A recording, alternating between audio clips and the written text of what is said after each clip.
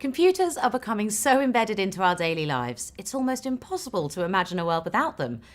But computers would be nothing without the code that tells them what to do. In this lesson, you'll learn what code is and how coders use it to help the world run smoothly. You'll also learn about the World Wide Web and 2 coding languages that make it possible. What is code? Code is sets of rules and instructions written in a specific programming language that helps us talk to machines. Just as humans speak different languages, so do machines.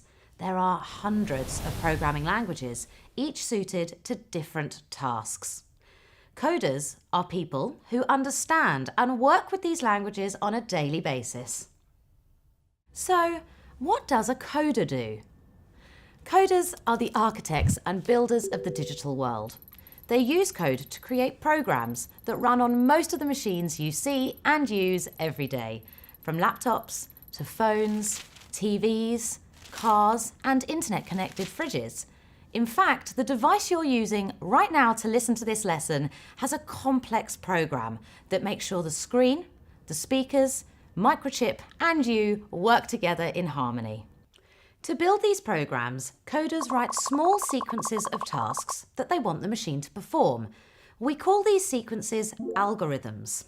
For example, cars have computer programs that monitor all of their systems. An algorithm within a car's program could be the following.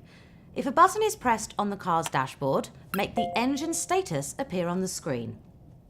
The amount of code can range from just 1,000 lines, which a simple mobile phone game would need to run, to over 2 billion lines, like the code that powers Google's search engine. Let's focus on one of the world-changing applications of code, the World Wide Web. Did you know the internet and the web are actually different things?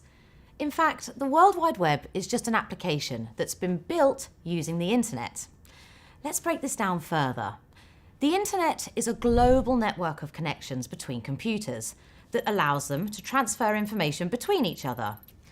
We use the internet to send emails, make calls, watch videos, and access the web through browsers like Chrome, Firefox, and Internet Explorer. The web, on the other hand, is a collection of billions of pages of information that have been made using code. The most well-known programming languages on the web include HTML, Hypertext Markup Language, and CSS, Cascading Style Sheets. Imagine the internet as a city, with roads and cables connecting everything and everyone together. Inside the city, the buildings represent the web. Some of these buildings are libraries that store information. Some are cinemas where we go to watch films. But all of them are made out of bricks, or coding languages. So, how do coders use these languages? Well, when you click on a link or type a web address, you're actually asking another computer to send you an HTML file.